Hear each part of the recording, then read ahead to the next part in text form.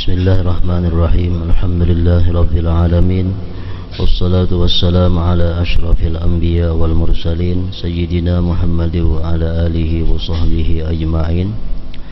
Qala al-musannif al-imam al-habibul allamah Ahmad bin Zain bin Alawi al-Habsyi rahimahullah wa nafa'ana bi ulumihi.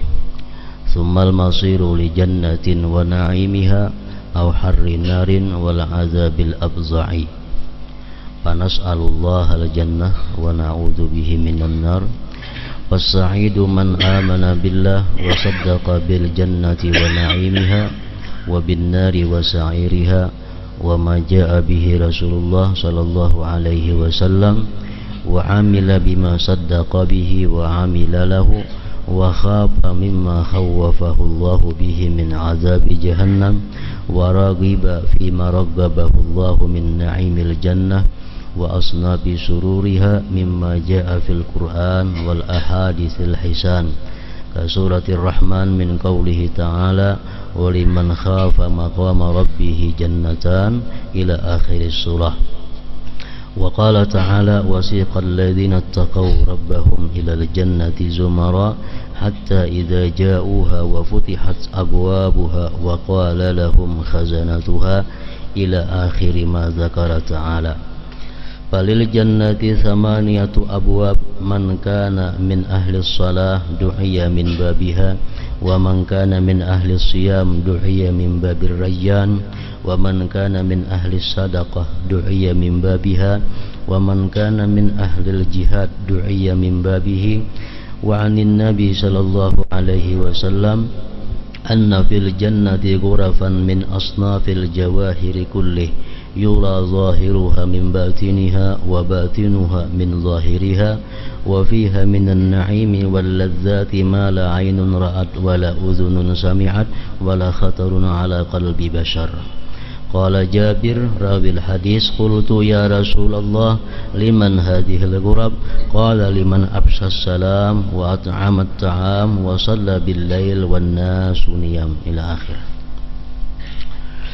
Makna daripada kalam Al-Allamah Al-Habib Ahmad bin Zain bin Alawi rahimahullah wa nafa'ana bi'ulumi.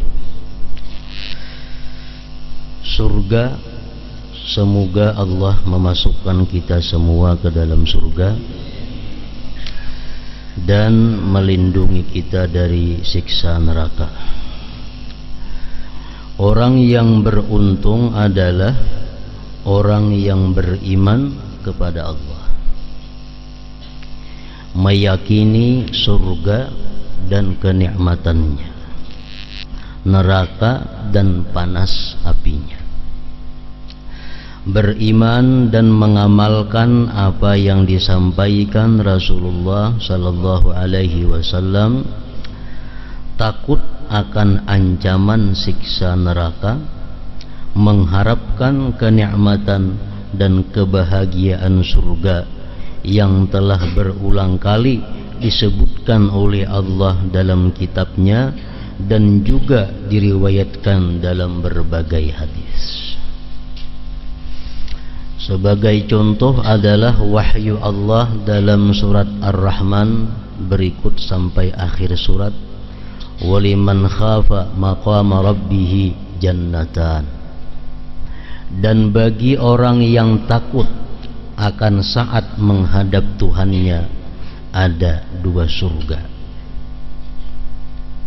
Orang yang takut kepada Allah subhanahu wa ta'ala akan mendapatkan dua surga.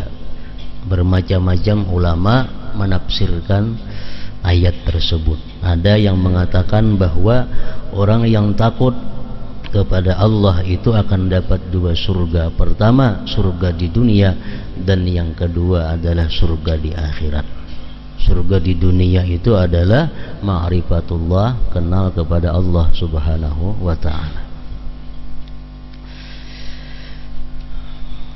Dan wahyu Allah ta'ala wasiqal ladzina ittaqaw rabbahum ilal jannati zumara hatta idza ja'uha wa futihat abwabuha wa qala lahum khazanatuha salamun alaikum tibtum fadkhuluha khalidin. Surat Az-Zumar 73. Dan orang-orang yang bertakwa kepada Tuhannya dibawa ke dalam surga berumbung-rumbungan,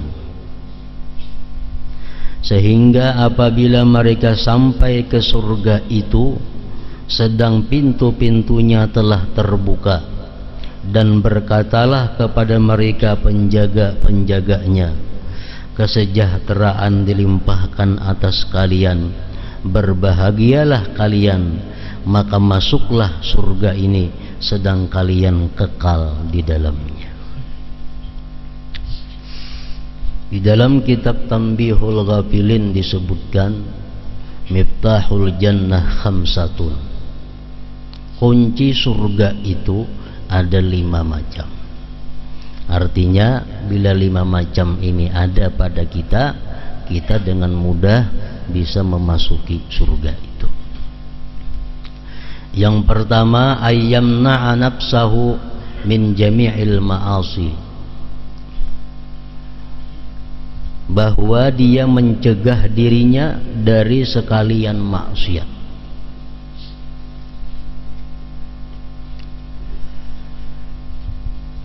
Menjauhkan diri daripada yang dilarang Allah.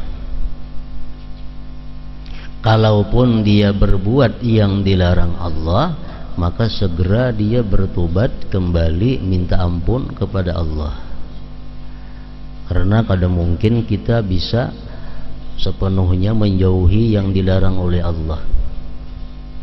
Cuma diberi Allah kita sesuatu anugerah, yaitu tobat. Nah, bila mana kita tobat kepada Allah, berarti kita sudah dianggap tidak punya dosa. At-taib minaz zambi kaman la zambalah. Orang yang tobat dari dosa sama dengan orang yang tidak ada dosa baginya.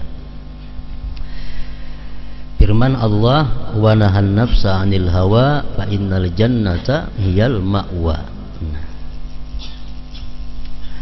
Yang kedua, kunci surga itu adalah ayyarda bil yasir minad dunya. Dia ridha dengan sedikit daripada dunia.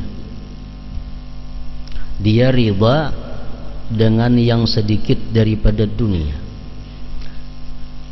Karena kalau kita ingin berbanyak-banyak dalam dunia, berbanyak-banyak mencari sesuatu daripada dunia, maksudnya itu akan menyulitkan kita jalan ke surga.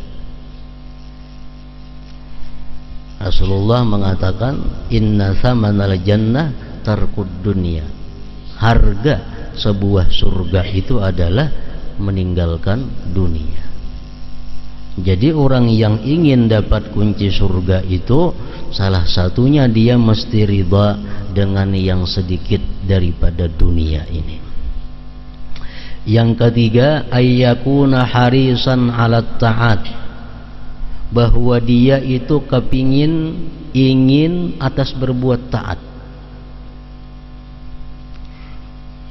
selalu hendak berbuat taat kepada Allah. Firman Allah, wa tilkal jannatul lati uristumuha bima kuntum ta'malun, surga yang diberikan kepada kamu itu dengan sebab yang kamu kerjakan di dalam dunia. Yang keempat, kunci surga adalah ayyuhibbas salihin, dia cinta kepada orang-orang saleh, cinta kepada orang-orang yang takwa kepada Allah, suka berkawan, suka berkumpul dengan orang-orang yang saleh. Yang kelima, ayyuksirad du'a wa yas'alallaha ta'ala al-jannah, dia banyak berdoa, minta kepada Allah agar diberi Allah surga. Nah, itu 5 ujar di dalam kitab Tanbihul Ghafilin tadi, merupakan miftahul jannah, kuncinya surga tadi.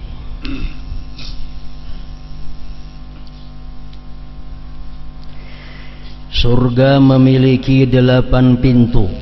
Siapa yang suka salat akan dipanggil dari pintu salat. Yang suka berpuasa akan dipanggil dari pintu Ar-Rayyan. Yang suka bersedekah akan dipanggil dari pintu sedekah. Dan yang suka berjihad akan dipanggil dari pintu jihad.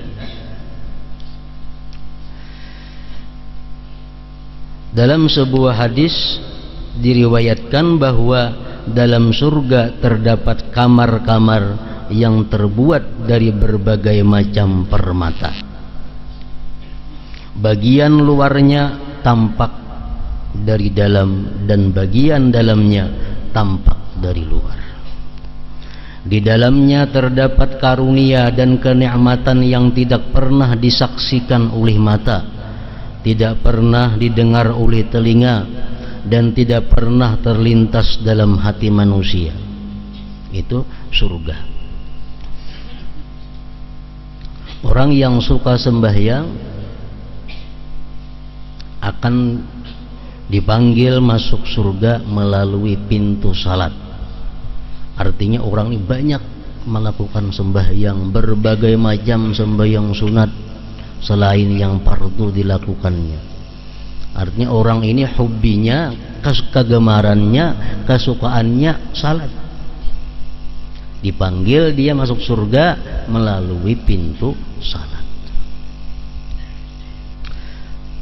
Kalau orang nang kada suka sembahyang, orang yang sembahyangnya pas-pasan, tentu kada akan dipanggil lewat pintu salat. Karena itu hadis menunjukkan orang yang suka. Orang yang suka berpuasa, ketujuh puasa, nang fardu sudah nyata, nang sunat-sunatnya puasa juga nya ketujuh puasa. Nah, dia pun akan masuk surga dipanggil lewat pintu Ar-Rayyan. Orang yang suka berjihad, berjuang fisabilillah, dia akan dipanggil masuk pintu Al-Jihad. Coba kita membayangkan sembahyang kita kada tapi suka, dalam pintu sembahyang kita sudah lepas.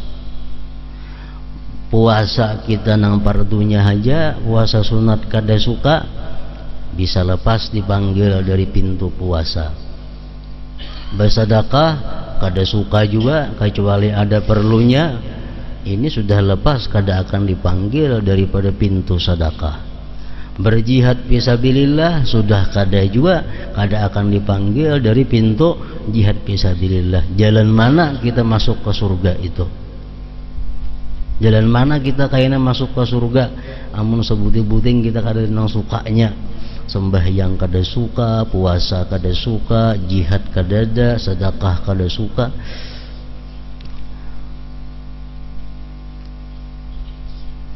Nah, jadi Rasulullah menerangkan tadi bahwa surga tadi ada mempunyai macam-macam kamar yang terbuat dari berbagai macam yang indah-indah, yang kada pernah dilihat oleh mata dalam dunia ini, didengar oleh telinga, terlintas di hati kita pun kada pernah macam itu. Indahnya, bagusnya kamar-kamar yang ada di dalam surga itu. Dalam sebuah kesempatan Jabir radhiyallahu anhu, perawi ini hadis, bertanya kepada Rasulullah sallallahu alaihi wasallam, "Ya Rasulullah, liman hadhil ghurab?" Qala liman afsas salam wa at'amat ta'am wa shalla bil lail wan nasu niyam.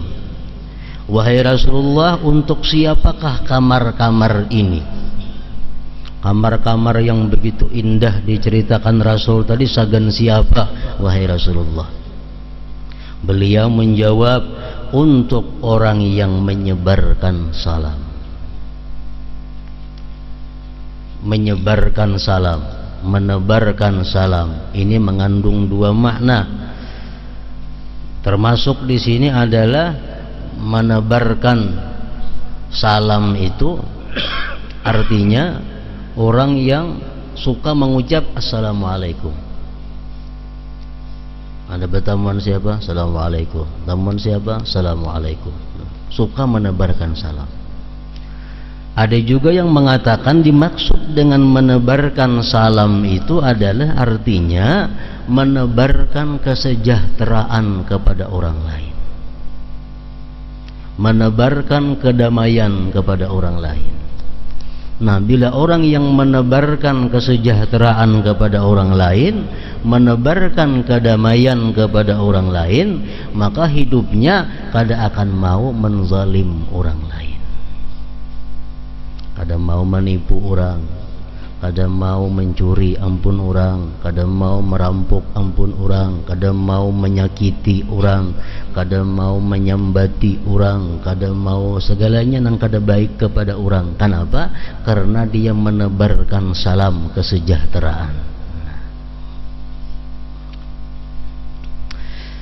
Yang kedua, ujar Nabi, wa at'amat ta'am, memberi makan.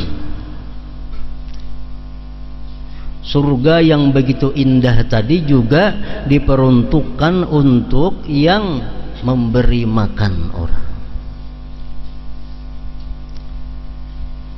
Memberi makan orang ini kita sangat tergantung kepada orang nang di dapur.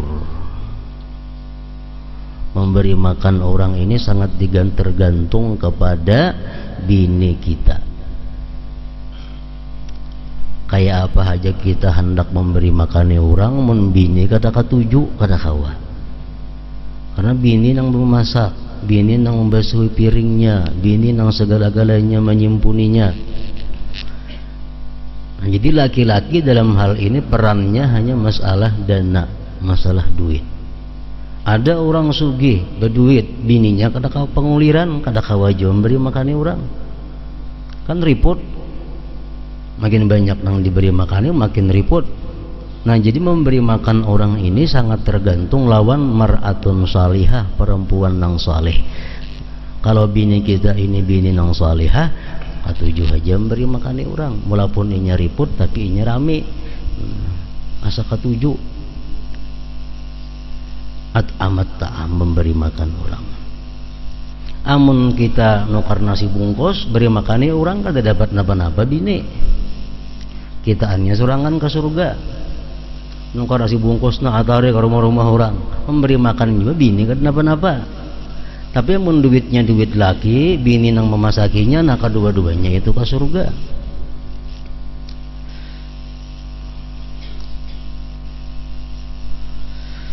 Yang ketiga, ujar Nabi kita, wa shalla bil lail wan nasu niyam, dan mengerjakan salat malam ketika manusia tidur malam. Hadis riwayat Abu Nuaim. Jadi tiga perkara ini, menebarkan salam, memberi makan kepada orang, dan sembahyang di tengah malam, itu merupakan kunci untuk memiliki kamar-kamar yang indah di dalam surga tadi. Ujar Rasulullah sallallahu alaihi wasallam menjawab pertanyaan Jabir tadi.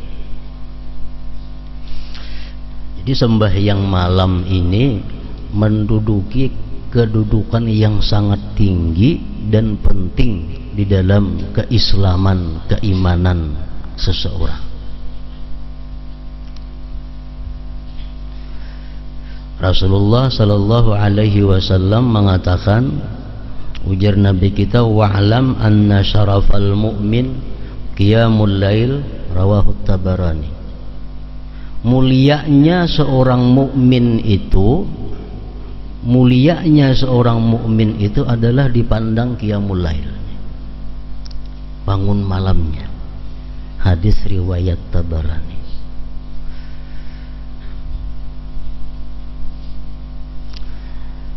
Aisyah pernah berkata, ujar Aisyah radhiyallahu anha, fa inna Allah azza wa jalla iftarada qiyamal lail faqama an-nabi sallallahu alaihi wasallam wa ashabuhu hawla hatta anzalallahu takhfif fasala qiyamul lail tatawwu'an ba'da faridah, rawahu Muslim. Allah subhanahu wa ta'ala mewajibkan qiyamul lail. Dahulu Allah itu mewajibkan qiyamul lail, bangun malam itu. beribadah malam itu. Lalu Nabi kita melaksanakan dan para sahabatnya selama 1 tahun. Selama setahun Nabi kita tengah malam bangunan lawan sahabat-sahabatnya sembahyangan. Hatta anzalallahu takhfif, sehingga Allah menurunkan keringanan. Jadi pasara qiyamul lail tatawuan ba'da faridah, jadilah beribadah sembahyang malam itu sunat hukumnya sesudah fardu. Artinya dahulunya padahal wajib. Cuma karena Allah melihat ini sulit bagi orang-orang yang beriman, maka Allah hanya menghukumkan itu sunat. Rawahu Muslim. Nah, Imam Ghazali mengatakan bahwa hendak mengamalkan bangun malam itu, ujar Sidin, 8 hal ini nang dijaga, nang diperhatikan supaya kawa beribadah di malam hari itu. Pertama, ujar Imam Ghazali, la yuksirul akla, jangan banyak makan malam itu, terutamanya parut jangan hibak malam itu. Yang kedua, ujar Sidin, an la yuta'iba nafsahu bin nahar, tidak menyusahkan dirinya di siang hari. Artinya kada berbuat hal-hal yang menyebabkan badannya lesu, badannya uyuh di malam hari. Yang ketiga, la yatrukul qailulah bin nahar, tidak meninggalkan guring di siang hari. Mesti ada siang tu guring. Ini guring qailulah ngarannya, guring nang berpahala. Menurut mazhab Syafi'i sebelum zuhur. Kayaknya zuhur bangun. Yang keempat, an la yahtaqibal auzar bin nahar, tidak melakukan dosa-dosa di siang hari. Kalaupun di siang hari melakukan dosa juga, kayaknya maghrib tubat kepada Allah, supaya malam itu jangan membawa dosa di siang hari.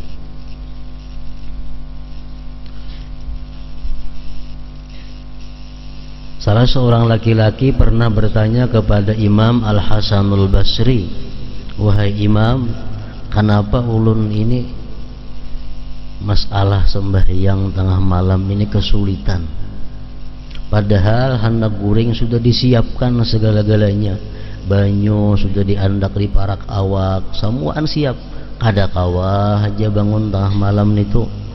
Ujar Hasanul Basri menjawab, dzunubuka qayyadatka, dosa ikam itu yang memasung engkau, ikam dipasung oleh dosa.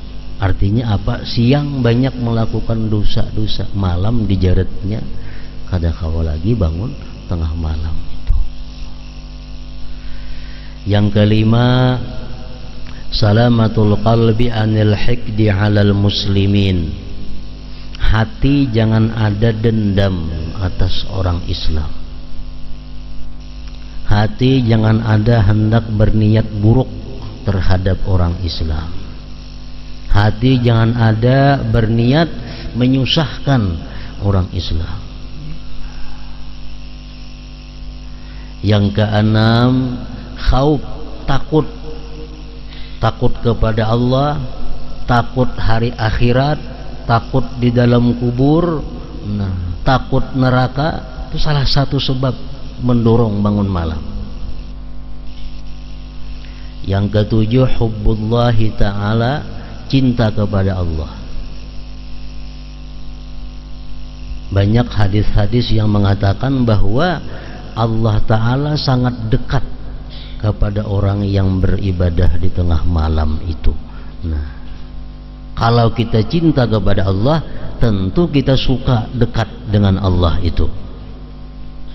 Yang kedelapan, ma'rifatu fadhaili qiyamil lail, mengetahui keutamaan orang yang beribadah di malam hari itu apa keutamaannya.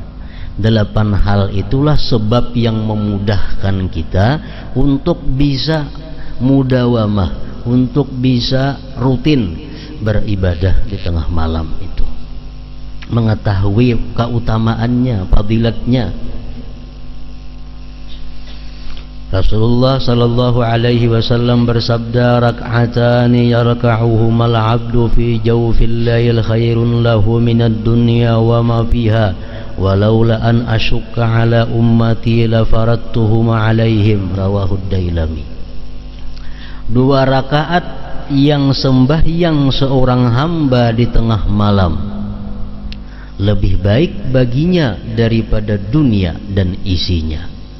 Ujar pensarah hadis, maksudnya lebih baik daripada inya memiliki dunia kemudian dia sedekahkan seduniaan itu. Coba bayangkan kita berisi dunia, umpamanya kita wakafakan seduniaan itu, kayak apa pahalanya gananya. Lebih baik orang yang sembahyang 2 rakaat di tengah malam itu, lebih daripada itu. Apalagi nang kita bersedekah seapa, bersedekah 100.000 sehari, bersedekah 10.000 sehari, kada apa-apanya dibanding lawan orang nang sembahyang 2 rakaat di tengah malam itu nilainya di sisi Allah Subhanahu wa taala. Dan ujar Nabi kita, walaula an asyukka ala ummati la faradtuhum alaihim, andai kata itu tidak sulit atas umatku, niscaya aku pardukan atas mereka sembahyang 2 rakaat di tengah malam itu. Nah, itu setengah daripada keutamaannya. Sabda beliau lagi, alaikum bi salatil lail walau raka'atan fa inna salatal lail manhatun lil ithim wa tutfi'u wadhabar rabb tabaraka wa ta'ala wa tadfa'u an ahli harran nar yaumal qiyamah, rawahu Dailami. Ujar Nabi kita, lazimi kekali sembahyang malam itu walau rak'atan, sekalipun serakaat. Walau rak'atan, sekalipun sarakaat, asal kita ada sembahyang di tengah malam itu. Karena sembahyang malam itu, ujar Nabi kita, dia mencegah bagi dosa, memadamkan marah Tuhan, menolak panas neraka pada hari kiamat. Walau 1 rakaat.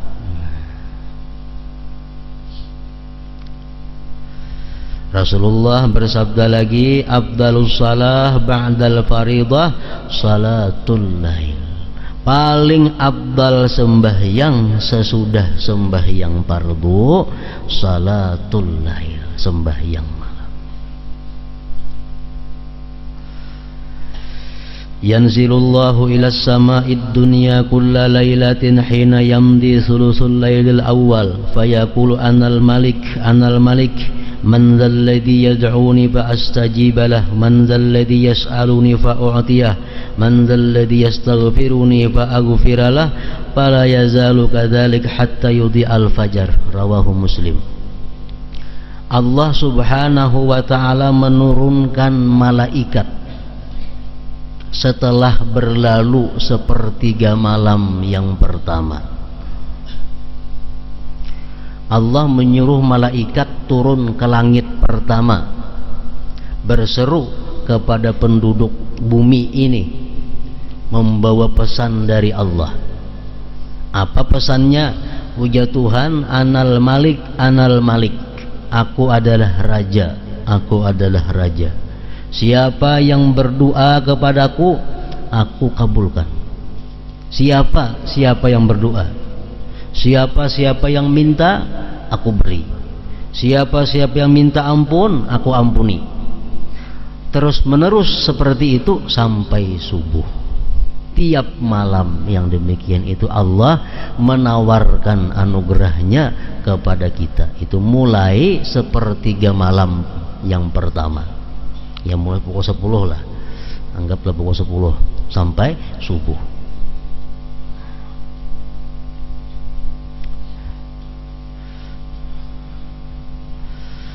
Rasulullah bersabda lagi, salatun fi masjidi hadza tu'dalu bi 10,000 salatin.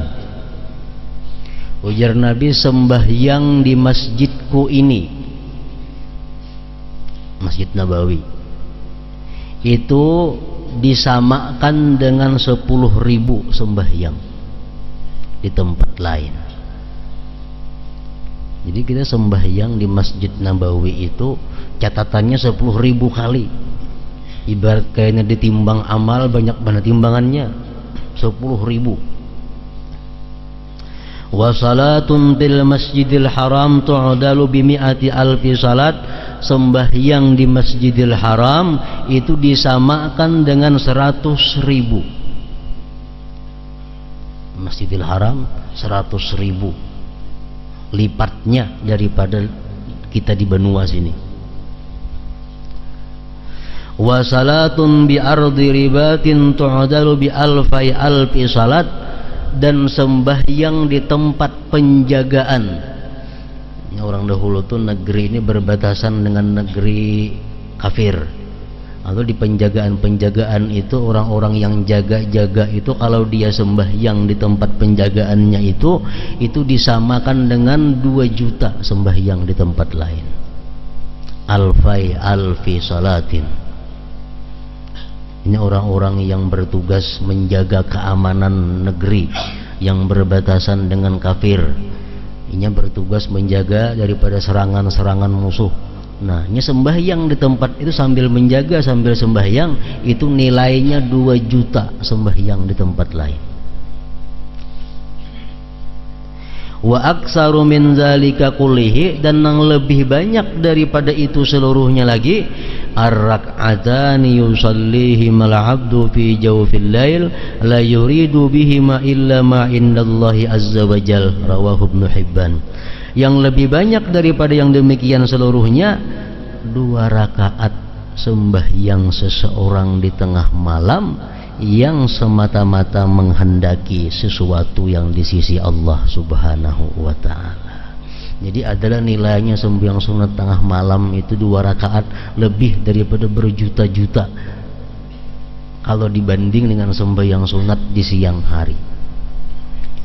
Sembahyang sunat di siang hari dibanding dengan sembahyang sunat di tengah malam itu berjuta-juta kali lipat gandanya.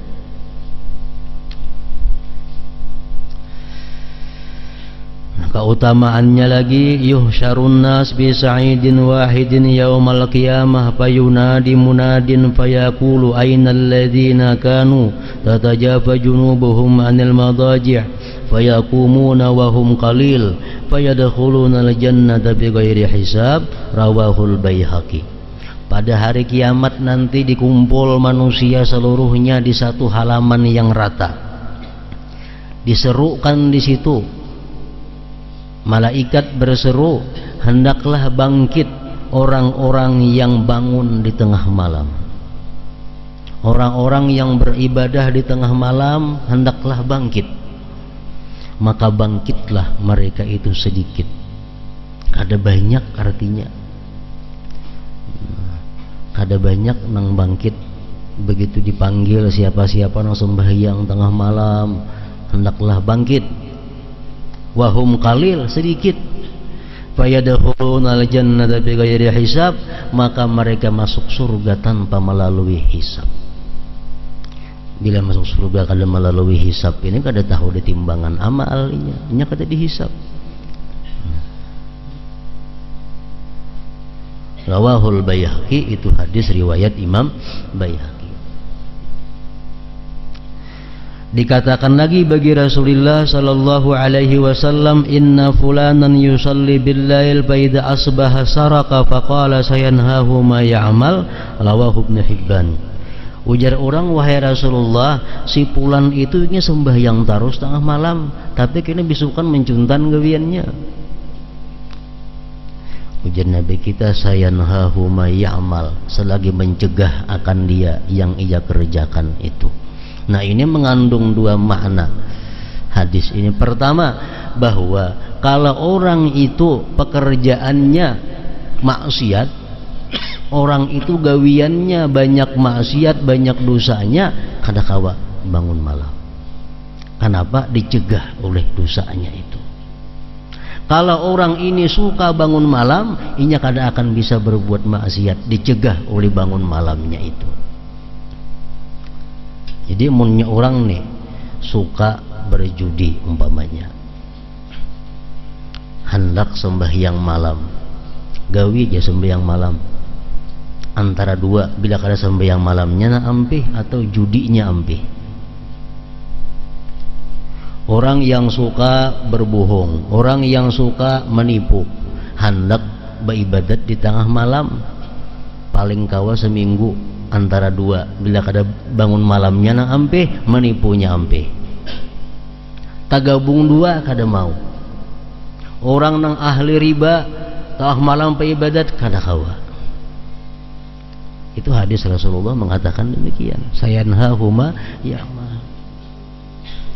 Antara dua, bila kadar ribanya ampih atau ibadah tengah malamnya na ampih.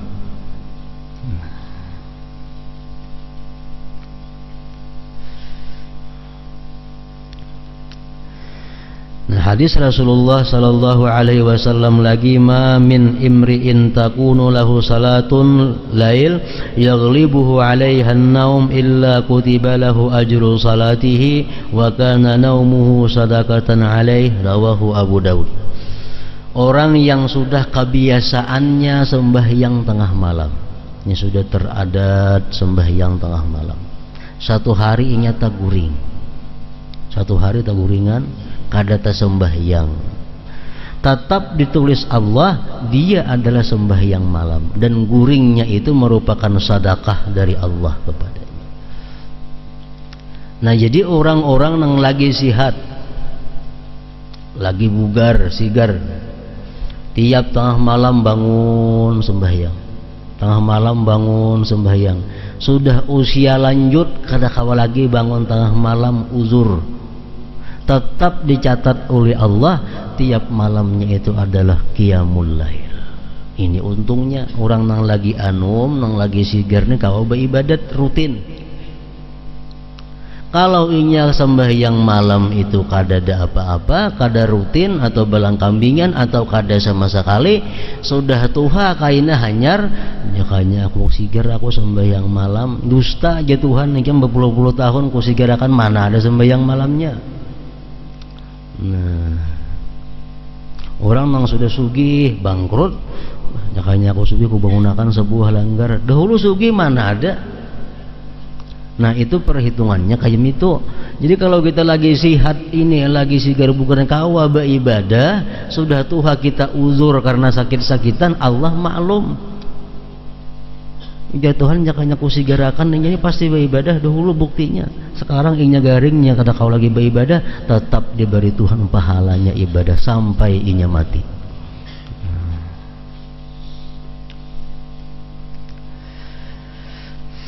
Nah, jadi sembahyang malam ini adalah batu ujian bagi mukmin, keimanan seseorang, kecintaannya kepada Allah, kecintaannya kepada Rasulullah. Kita kau mengetahui diri kita nih, cinta kada kepada Allah, tahu kau mengetahui, cinta kada kepada Rasulullah, kau mengetahui. Salah satu batu ujiannya adalah kau kada kita mengalahkan nafsu kita bangun di tengah malam. Awalnya sebuting aja nafsu aja, nafsu hendaknya guring sampai bisukan pukul 8, pukul 7 atau pukul 6 itu kehendak. Jadi awalnya sebutin cuma nafsu.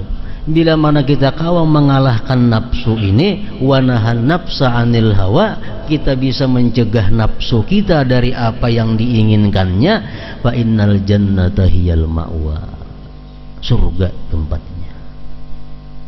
Dan nafsu ini kalau kita lawan, kalau kita perangi, pasti kalah.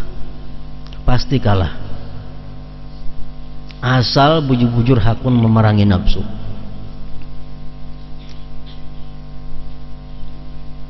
Itu sudah dijamin oleh Allah Subhanahu wa taala, walladzina jahadu fina lanahdiyannahum subulana. Asalkan kita punya tikat nang kuat hendak sesuatu ibadah ini, bujur-bujur kita hendak, kita hawa. Nah, cuma kita masih dikendalikan oleh hawa nafsu. Ini masalahnya. Hidup kita masih disatir, disatang oleh hawa nafsu ini.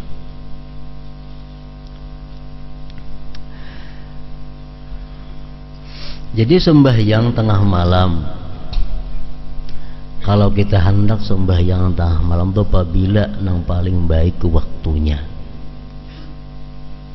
Rasulullah Sallallahu Alaihi Wasallam mengatakan dalam Bukhari Muslim, dalam kitab Bukhari disebutkan, ahabbus salah ilallah salatu Daud kana yanamu nisfal lail wa yaqumu sulusahu wa yanamu sudusahu. Kalau nyakawa macam itu, ujar Nabi kita, paling disukai sembahyang itu kepada Allah sembahyangnya Nabi Daud. Nabi Daud tuh awal malamnya guring sih, guring sampai tengah malam kena bangun. Kira-kira sepertiga malam guring pulang. Nah kayaknya subuh hanya bangun pulang. Nah, umpamanya jam 2 kita bangun, jam 3 guring. Nah kayaknya setengah 5 bangun. Jangan tengah 7 bangunnya, luput nenek.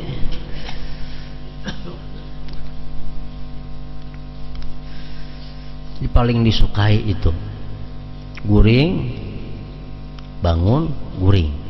2 kali tahajudnya. Tahajud yang pertama kita bangun sembahyang sunat, guring pulang. Kayaknya orang bang subuh bangun pulang, tahajud pulang, berat pulang itu ngarannya. Nah, jadi 2 kali lapahnya. Itu yang paling disukai oleh Allah Subhanahu wa taala. Mungkin kita kada kawa macam itu, ambil nang akhir, bisa pukul 4 atau pukul 4:15. Kalau kawa juga pukul 4:30 barang. Nah, asal selalu, artinya mudawamah. Allah tuh memandang amal kita bila kita mudawamah.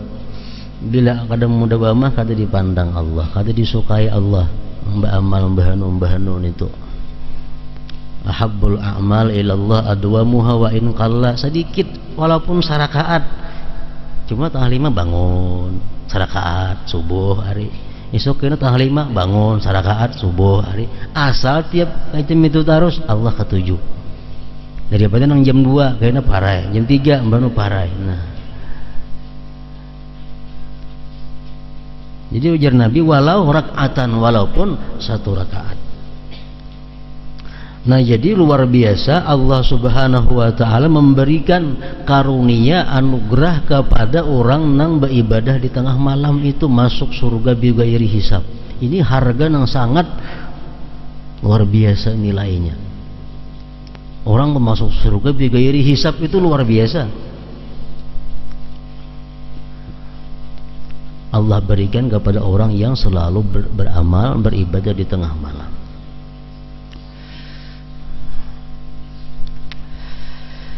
Nah jadi 3 macam akhlak, 3 macam perbuatan tadi Rasulullah mengatakan yang akan memiliki surga yang mana di dalamnya terdapat berbagai macam keindahan-keindahan tadi.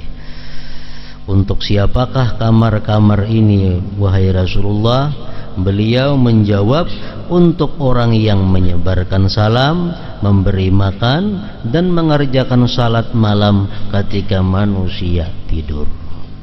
Jadi qiyamul lail, qiyamul lail itu artinya sesuatu kata-kata yang umum. Qiyamul lail itu artinya beribadah di malam hari atau menghidupkan malam dengan ibadah, itu qiyamul lail. Baik ada guring sebelumnya atau kada beguringan, ngarannya qiyamul lail.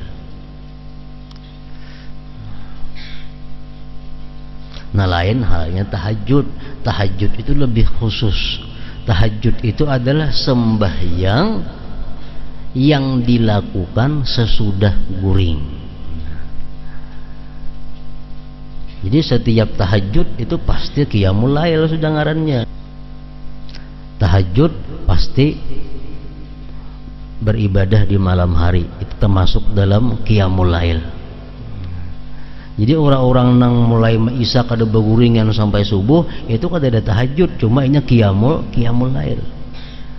Nah kalau kita beguring beribadah tahajud ngarannya sekaligus qiyamul lail.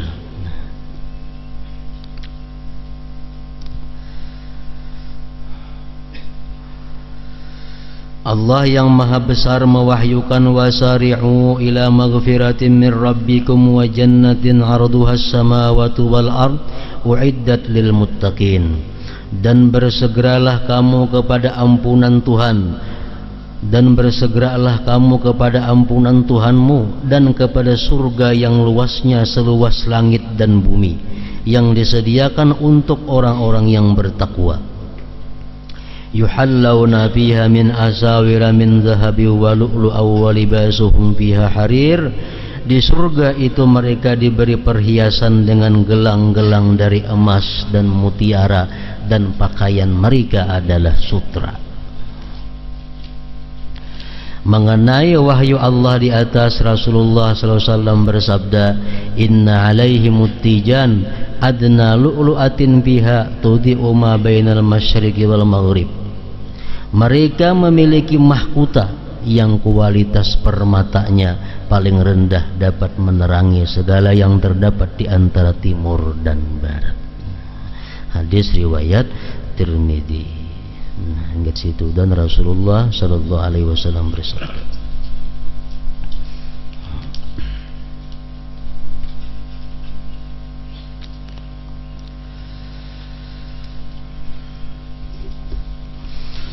afdalul dzikri fa'lam annahu la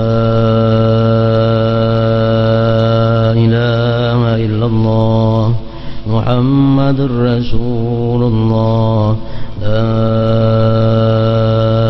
ilaha illallah Muhammadur Rasulullah, la ilaha illallah Muhammadur Rasulullah, la ilaha illallah, la ilaha illallah, la ilaha illallah, la ilaha illallah, la ilaha illallah. Allahu Allah, Allahu Allah, Allahu Allah, Allahu Allah, Allahu Allah, Allahu Allah, Allahu Allah, Allahu Allah, Allahu Allah, Allahu Allah, Allahu Allah, Allahu Allah, la ilaha illallah Muhammadur Rasulullah, la ilaha illallah Muhammadur Rasulullah, la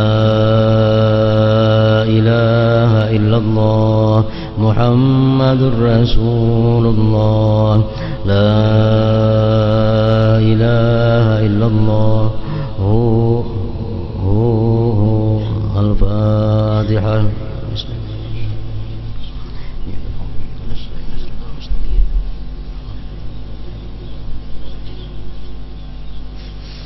Ya ayyuhar rajuluna minhu sabatan sallu alaihi sallimu